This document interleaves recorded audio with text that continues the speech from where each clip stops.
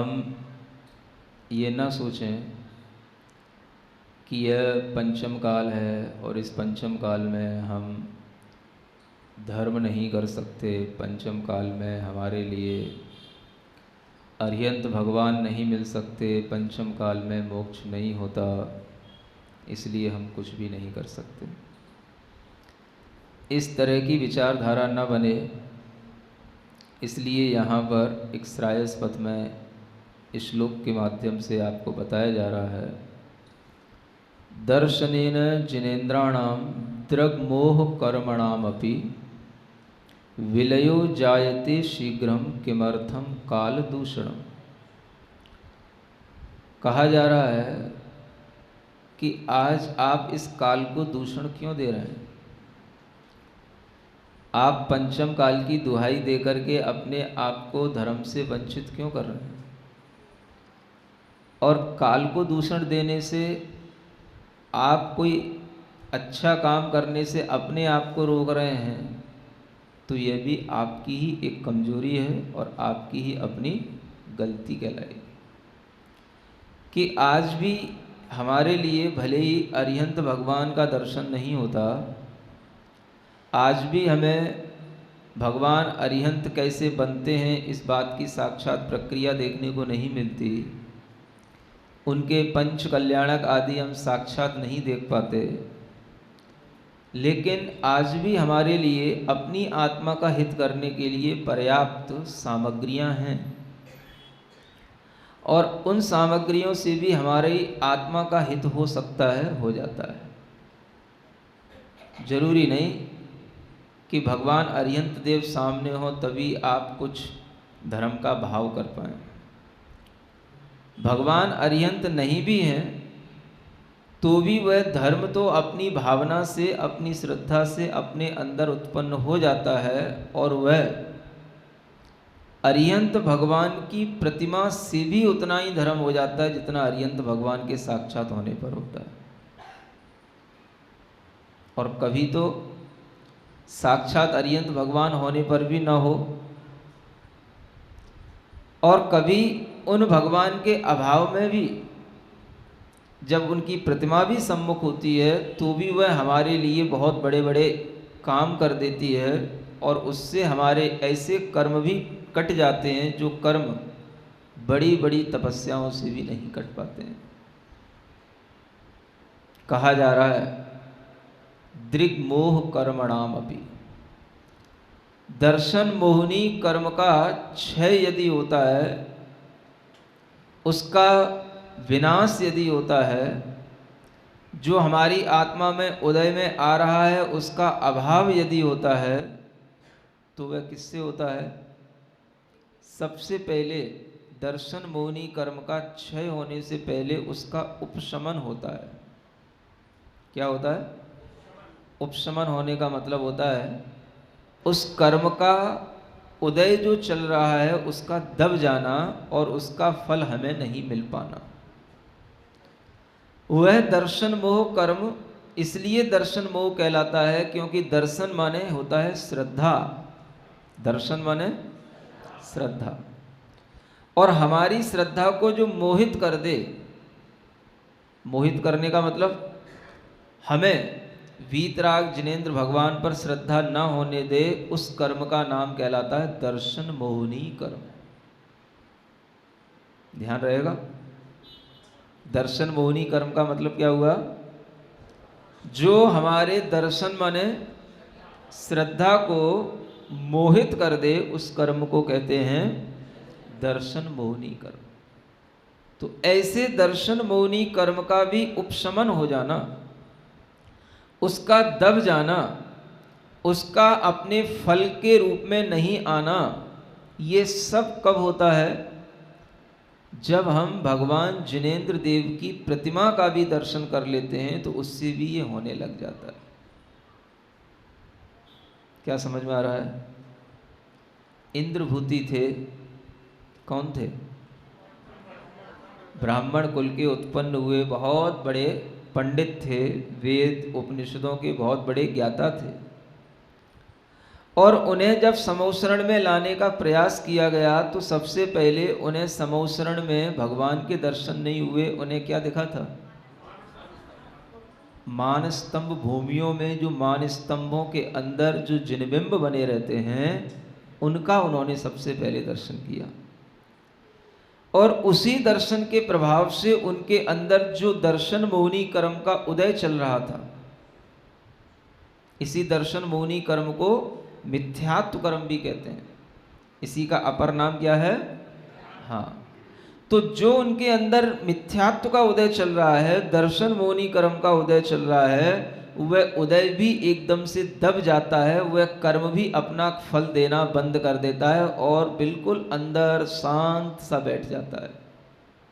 अंदर कहाँ? उन्हीं कर्मों के अंदर बिल्कुल ऐसा बैठ जाता है शांत कि उसका फल जो है आत्मा में ना मिले। ऐसे उस कर्म का बिल्कुल शांत होकर के दब करके बैठ जाना, इसी को कहते हैं औपशमिक भाव प्रकट हो जाना। इसी को कहते हैं दर्शन मोहिनी कर्म का उपशमन होकर के आत्मा के अंदर उपशम सम्यक दर्शन हो जाना। और यह उपशम सम्यक दर्शन एक बार यदि किसी जीव को हो जाता है तो आचार्य कहते हैं वह जीव नियम से इस संसार से कभी ना कभी मोक्ष को जरूर प्राप्त कर लेता है। किसके माध्यम से? अब नई नई वर्डिंग आ रही है आपके सामने, थोड़ा थोड़ा तो अब सीखो। जब नई नई पढ़ाई पढ़ते हो, नए नए कोर्स करते हो, तो उसकी भी शब्दावली अलग होती है कि नहीं होती? कंप्यूटर कोर्स की अलग शब्दावली होती है, केमिस्ट्री के अलग शब्द होते हैं, फिजिक्स के अलग होते हैं। तो आप एक अच्छे नए मार्ग पर चलने की तैयारी कर रहे हो, जिसे क्या कहते हैं? श्रायस्पथ, मोक्ष मार्ग। तो कुछ नए शब्द भी आपको सुनने पड़ेंगे, समझने भी पड़ेंगे, और उनको समझने में कोई कठिनाई नहीं है, क्योंकि जब तक आपको समझाने के लिए हम बैठे हैं तब तक आप बिल्कुल चिंता मत करो कि हमें समझने में कोई कठिनाई हो सकती है। बस आप कान खुले रखो, सुनने की बात इच्छा भर रखो, समझाने का काम हमारा। आप भले ही ये सोच के बैठो कि हमें कुछ समझ नहीं आता, लेकिन समझाने की गारंटी हमारी। बस आप उत्सुकता के साथ में सुनने की कोशिश करते रहो। कोई भी चीज कठिन नहीं, कठिन तो हमारे वो भाव हैं जिनके कारण से हमें सरल प्राप्त करने का मन नहीं होता है। धर्म कठिन नहीं होता, सम्यक दर्शन कठिन नहीं होता, ये सब सरल हैं। बस हमारे मनोभाव कठिन होते हैं, जिनके कारण से हमें ऐसी श्रद्धा उत्पन्न नहीं हो पाती है जो हमारे कर्मों को उपशमित कर दे और हमारे अंदर सम्यक दर्शन का भाव प्रकट कर दे। इंद्रभूति बहुत बड़ा ज्ञानी है और उसको ज्ञान का बहुत अहंकार भी है, लेकिन जब भगवान के दर्शन की बात तो दूर, पहले किसके दर्शन किए उन्होंने? जिन बिंब दर्शन किए। मानस्तंभ की भूमियों में जो मानस्तंभ बने हैं, उन पर जो मानस्तंभ में जो जिन प्रतिमाएं बनी हैं उनके दर्शन किए, और उनके दर्शन करने से ही उनको उपशम सम्यक दर्शन की प्राप्ति हो गई। अब ये उपशम सम्यक दर्शन कितनी बड़ी चीज है आप समझ नहीं सकते। अनंत काल से हमारी आत्मा जन्म लेती है, मरण करती है, न जाने कितनी कितनी पर्यायों में, कितने कितने योनियों में जन्म लेती है, लेकिन जब तक इस आत्मा के अंदर एक बार उपशम सम्यक दर्शन नहीं होगा, तब तक इस आत्मा का यह नियामकता नहीं बनती कि यह आत्मा मोक्ष जा सकती है। एक बार सम्यक दर्शन का ये भाव आ जाता है तो फिर भले ही भटक जाए वो आत्मा, कोई बात नहीं, लेकिन अंत में उसके लिए मोक्ष जरूर होगा। और उसके लिए अनंत काल जो चलता आ रहा था, आगे भी जो अनंत काल चलता रहेगा, उसमें भी एक नियामकता बन जाती है। उसको आचार्य कहते हैं अर्ध पुद्गल परावर्तन काल। क्या बोलते हैं? नई शब्दावली है, ये भी याद कर लो। क्या बोलते हैं उस काल को? हाँ, पहली बार जो सम्यक दर्शन होता है उसको क्या बोलते हैं? उपशम सम्यक दर्शन। किस कर्म के उपशमन से होता है वो उपशम सम्यक दर्शन? दर्शन मोहिनी कर्म के उपशमन से होता है। बस इतना ही आप थोड़ा थोड़ा सीखते जाओ, अपने मन से इतना बोलते जाओ, हो सकता है ये शब्द ही आपके अंदर विशुद्धि ला दें और आपके अंदर उपशम सम्यक दर्शन प्रकट हो जाए। हाँ, ये भगवान तीर्थंकरों के मुख से निकले हुए शब्द होते हैं, उन्हीं के मुख से निकली हुई ये वाणी में आए हुए ये शब्द होते हैं उपशम सम्यक दर्शन, दर्शन मोहिनी कर्म। वरना कौन जानता है इन चीज़ों को? दुनिया की कोई भी डिक्शनरी उठा के देख लेना, ये शब्द ही नहीं मिलेंगे आपको। हाँ, इसलिए भगवान की वाणी से रिलेटेड शब्द। इन शब्दों को बोलना, अपने मन में दोहराना, कहना, समझना, ये भी हमारे पुण्य से होता है और इससे भी हमको पुण्य की वृद्धि होती है। दर्शन मोहिनी कर्म का जब उपशमन होता है तब ऐसे भाव उत्पन्न हो जाते हैं कि हाँ, वास्तव में भगवान का स्वरूप तो यही होता है। शांति प्राप्त करना है तो हमें भी ऐसे ही नासा दृष्टि रखकर, हाथ पर हाथ रख करके बैठना होगा। ये संदेश किससे मिल जाता है? भगवान नहीं भी हो तो भी भगवान की प्रतिमा को देख कर के भी ये संदेश मिल जाता है। और आचार्यों ने अरिहंत भगवान की भक्तियां करते हुए, जिन प्रतिमाओं की भक्तियां करते हुए ये लिखा है कि ये प्रतिमाएं केवल प्रतिमाएं नहीं हैं, ये भगवान के प्रतिरूप हैं।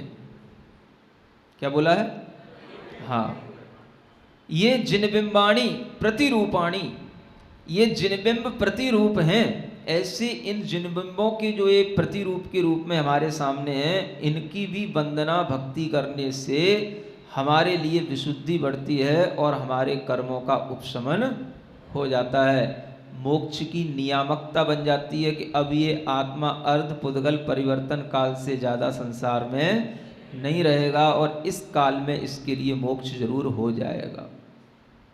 कितना ही भटक जाएगा तो भी उसको अंत तक रास्ता मिल जाएगा। इतनी इसके लिए एक कंडीशन बन जाती है। बताओ, पंचम काल में इतना हो जाना क्या छोटी बात है? महत्ता समझो तो है।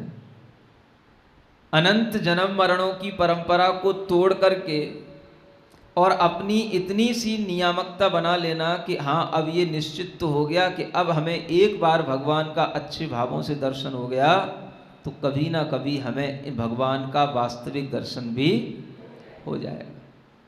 हमारे अंदर वह भगवतपना खुद भी अनंत काल अब नहीं लगेगा, अर्ध पुद्गल परिवर्तन काल के बीच में आ जाएगा। कितनी बड़ी चीज होती है। और ये चीज आज भी हमें पंचम काल में उपलब्ध है। क्या सुन रहे हो?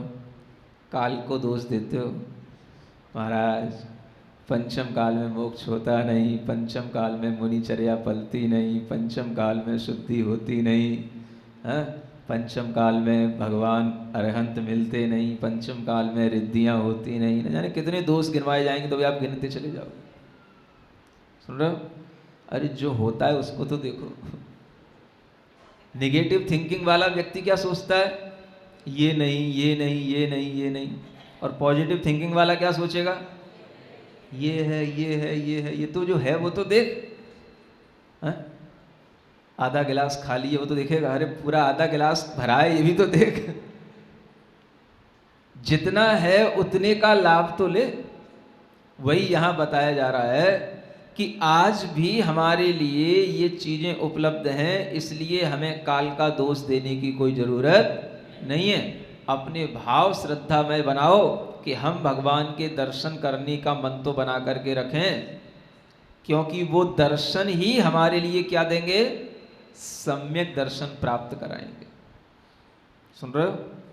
भगवान का दर्शन, आत्मा का सम्यक दर्शन और आत्मा में जो कर्मों के उदय से चलने वाला मिथ्या दर्शन, उसका तो दब जाना और आत्मा के सम्यक दर्शन भाव का प्रकट हो जाना और इधर भगवान का दर्शन होना। ये तीनों चीजें एक साथ हो जाती हैं। क्या क्या? दर्शन, अंदर जो कर्मों का मिथ्या दर्शन उसका दब जाना और आत्मा का सम्यक दर्शन प्रकट हो जाना। समझ में आ रहा है? कम बड़ी चीज है ये। दर्शन होने से ही ये प्रक्रिया भीतर शुरू हो जाती है, और इस प्रक्रिया से हमारे जो अनंत जन्म मरण आगे और होने होते हैं वो सब बंद हो जाते हैं, रुक जाते हैं अपने आप। हमारे अंदर उन कर्मों का अभाव हो जाता है जो अनंत जन्म मरण के लिए कारण होते हैं। लोग कहते हैं दर्शन से क्या होता है? क्या सुन रहे हो? ऐसे लोगों को उन्हीं इंद्रभूति की तरह बस एक बार भगवान के सामने लाने वाला कोई देव मिलना चाहिए, जो उन्हें सामने ले आए और उन्हें भगवान के दर्शन कराए, बिठाए, और फिर उनसे पूछे कि भाई देखो दर्शन से क्या लाभ होता है, अब तुम खुद अनुभव करो। एक बच्चा भी होता है, अपने आप अपने मन से दर्शन करने के लिए चला आता है। सुबह जैसे ही नहा धो करके तैयार होता है, घर में कहता है मुझे भगवान के दर्शन करने के लिए जाना है। आप सुन रहे हैं ना? ऐसे बच्चे होते कि नहीं होते? पापा कहेंगे बेटा मेरे पास टाइम नहीं है, मुझे अपनी कंपनी में जाना है, अपनी ऑफिस में जाना है। मम्मी कहेगी अभी मैं तेरे लिए नाश्ता बना रही हूं, मेरे पास टाइम नहीं है। और बच्चा क्या बोलेगा? आप ये कभी विचार कर सकते हो कि मम्मी के अंदर भाव नहीं है, पापा के अंदर भाव नहीं है, बच्चे के अंदर भाव कहां से आ गया?